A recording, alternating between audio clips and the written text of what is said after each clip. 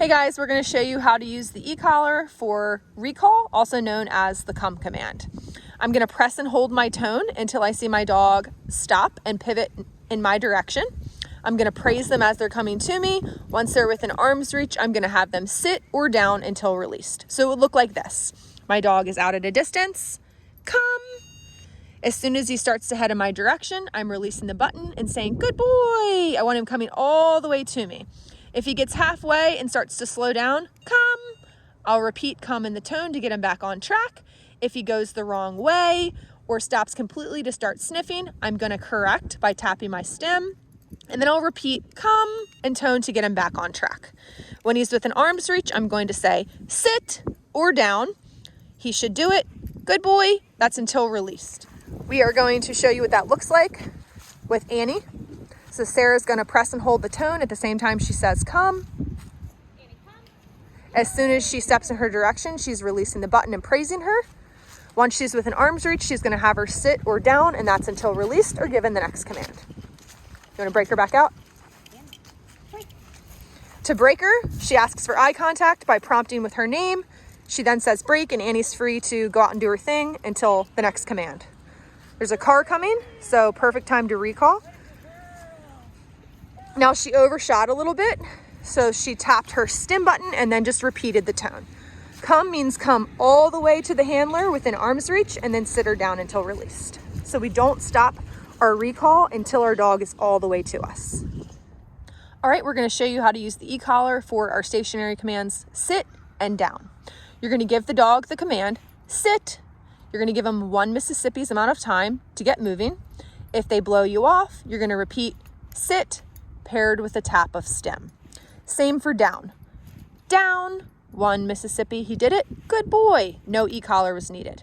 Now both of these commands are until released with break or given another command. So if your dog randomly gets up and breaks command prematurely, you're going to say no, paired with a tap of stem. They should default back into the previous command if you catch them promptly. If not, you would just treat it like a new command by resetting them.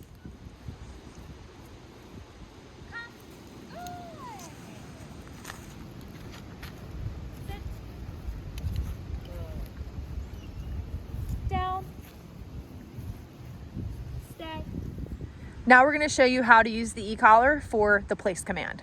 You're going to walk over to the place bed, stand with your toes almost under the cot. You're going to recall your dog over, come. When they're a foot or two away from the bed, you're going to point to it and say place, giving about 1 Mississippi's amount of time for your dog to hop onto the bed. If they don't, you're going to press and hold the stem as you repeat place and indicate to the bed. Once all 4 feet are on, you're releasing e-collar pressure and directing your dog into a down if they haven't already defaulted into it. Once they're on place and they're laying down, their job is just to relax and wait until the next activity. If they stand up prematurely, they start whining, they're fussing around, you're going to interrupt it with a no and click of stim, then reinforce the down. If they step all the way off of the bed prematurely, as soon as they step off, you're going to say no, press and hold stim as you walk back over, place, and indicate for them to get back on. Once they're on, you're releasing pressure and making sure they go back into their down. Now we're going to show you how we use the e-collar for the heel command. Heel's our moving command that tells our dog to walk along beside us in line with our heel. To put them in heel, we're going to tap our tone at the same time we say heel and start moving. That tells them they need to be walking in position here right beside us. Now, if they go too far ahead, they swerve to the right or the left, they put on the brakes to eat something or stop to sniff, we're going to keep walking and we're going to tap, tap, tap our stim until our dog's back in position. You can kind of imagine that there's a little invisible fence bubble right beside my left heel. I want my dog's head staying in it. Remember, heel is a moving command. So even if my dog is making a mistake, maybe they're all the way over here, they're too far behind me, they're too far ahead, I'm going to keep walking as I'm tapping until they're back in position. I walk with my remote in my right hand the whole time I have my dog out for a heel because I want to make sure that I have easy access to the buttons and I can change my levels quickly as needed to account for distraction level.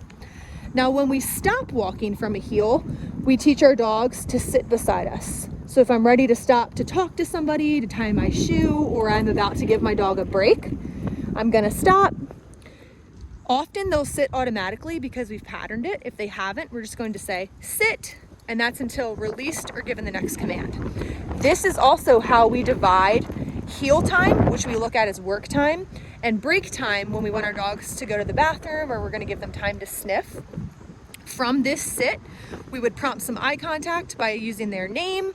Once they give it, we'll calmly say break and point to the grass and tell them, hey, you're on your free time. Heel. A tap of the tone at the same time Sarah says heel lets Annie know she needs to be following along at her left side in line with her heel. Now she'll be using stim if she goes too far ahead, if she leaves heel position to stop and sniff something, if she tries to approach somebody, she's going to be tapping that stim button. If she wants to give her a break, she's going to show you how to do that. We always stop, divide work time and break time with that sit. She prompts some eye contact with her name, then breaks her out to have her free time. You want to call her back into heel from a distance? She's got to go potty. So she can call her into a heel from a distance by tapping the tone, saying heel and starting to walk. That brings Annie back to her left side and asks her to walk in position.